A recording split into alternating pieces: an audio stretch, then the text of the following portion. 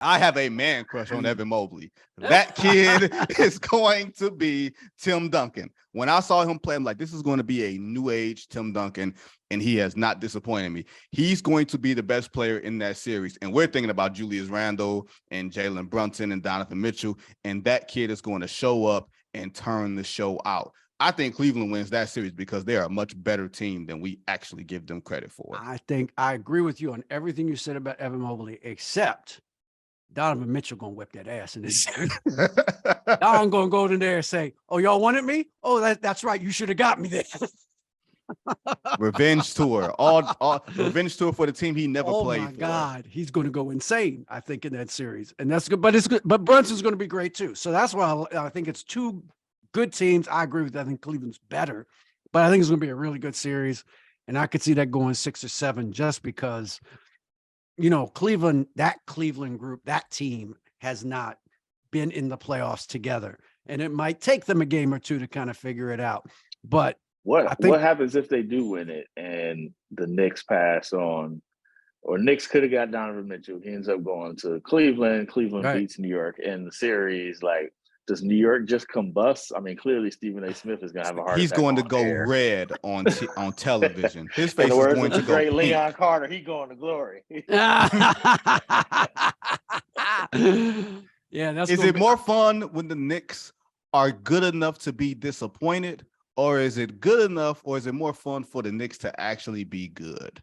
No, I like angry New Yorkers. We don't know about the latter. We ain't had that long enough to know. I like when the Knicks are good because it's just to have a foil for the best teams. There's nothing like a New York foil. You know what I mean? Like they're just when the Bulls and the Knicks got together and Riley tried every trick in the book on MJ, and MJ just literally laughed at him, and then Van Gundy tried it and he laughed at him too. And Phil just went after Van Gundy so hard. It was just great. I remember this line. Phil, when they were getting in all the fights and everything, and Phil was talking, they were asking him about all the fights that the teams were getting into. And Phil, in his 6'8" voice, he goes, "Yeah, the problem is not the players. It's those little coaches. They don't see them when they get." When Van Gundy was hanging on Alonzo's leg.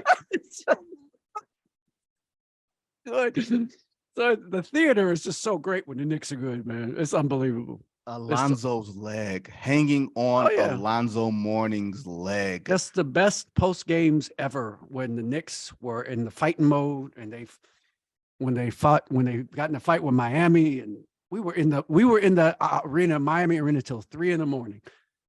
Just getting us. I was at ESPN at the time. We were getting sound and just get these great quotes. Tim Hardaway just going off on, Rod Thorne, we're going to see who gets suspended for the next game, Rod Thorne.